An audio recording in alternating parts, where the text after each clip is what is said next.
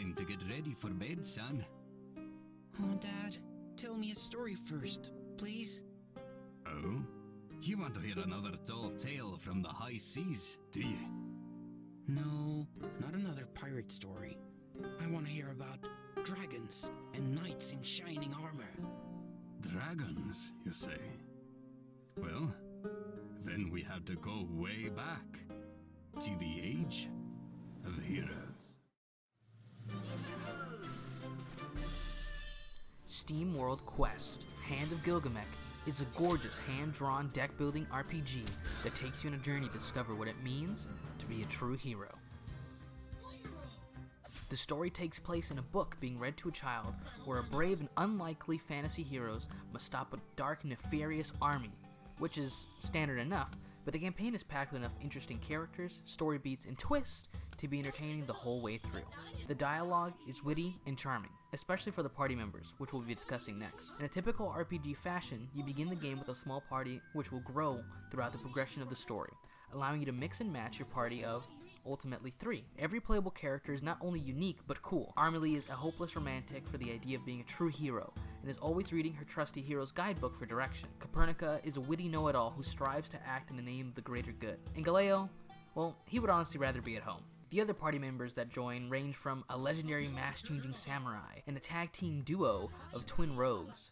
But what I love most about these characters is that the story actually makes them grow and evolve.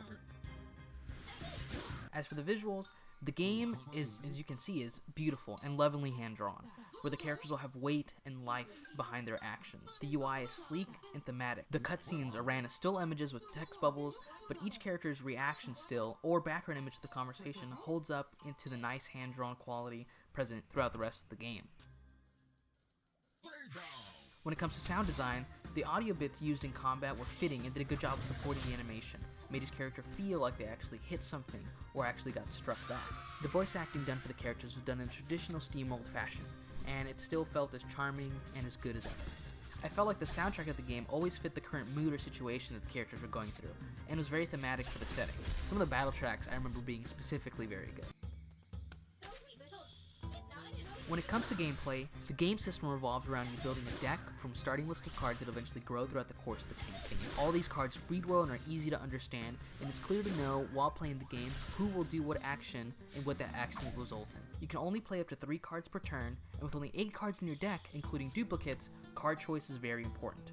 There's also a few added mechanics to the combat and card system to make sure that decision making is taken even further. There's redraws, steam pressure, tag cards, and heroic chains. At the start of your turn, you can redraw up to 2 cards from your starting hand, in case you didn't like what you got or you want to dig in your deck for something specific. But don't worry, those cards just get shuffled back in and can be redrawn later. Steam pressure is a resource that you generate every time you play a normal card. This resource is used in order to play more powerful cards. The more powerful a card is, the more steam pressure it may require. Tag cards have special bonus properties if you play them after the designated party member's card. Lastly, heroic chains are done when you play 3 cards all from the same character. This causes you to do a special combo action designated by the weapon the character is holding. There's enough card diversity present in the game to allow for different types of team comps and cool synergies. Some pieces of gear even work as a team build around, allowing you for a wide range of playstyles. You could try to greed out and have a bunch of sustained damage or sustained team healing like I did, or you can play a hyper crazy aggression party that builds around having a 25% chance to instantly one-shot an enemy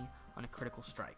The turns start to go pretty quickly, especially once you get used to the game, and the game complexity scales with the introduction of new enemy types, conditions, and cards, resulting in a satisfying and fun experience throughout the campaign. I felt like progression in the game was pretty good, even while playing on the highest difficulty. If I was making sure to be prepared, I felt like I could take on any challenge. The game is separated into acts, containing chapters, each with their own separate map and hidden room. Although some chapters felt much shorter and in rare moments much longer than the rest, they were still each a satisfying experience. One thing that I do have to mention is that by the time I got my new party members, I was really invested in my original 3. And with all the cool loot and nice team synergy that I amassed at this point, I really wasn't able to justify swapping them out in my first playthrough. Although, you may resonate enough with them to where that won't be a problem for you.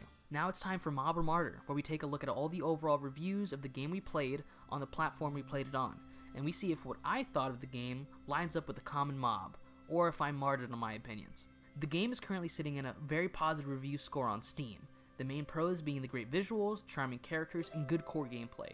The most common cons presented are the slow initial speed of the game and the seemingly shallow world building. Now, while I do think the game could start a little slow, I think that it takes its time to really introduce you to all the mechanics and gives you good tutorials so that by the time the game picks up speed, you won't feel like you're lost. And for the shallow world building, I can't really say much to that besides the fact that there is a beastie area and there's a bunch of other things you can look into, so it's kind of there, it's just not presented overtly. Looking at the results and seeing based off my opinions, I'm glad to say that I'm part of the mob on this one, since this game not only crawled itself into my heart, but I genuinely had a really great time with it. Well, that's about it for this one. This has been my honest recommendation for you to try out SteamWorld Quest, Hand of Gilgamech. Till the next time, have fun and stay safe.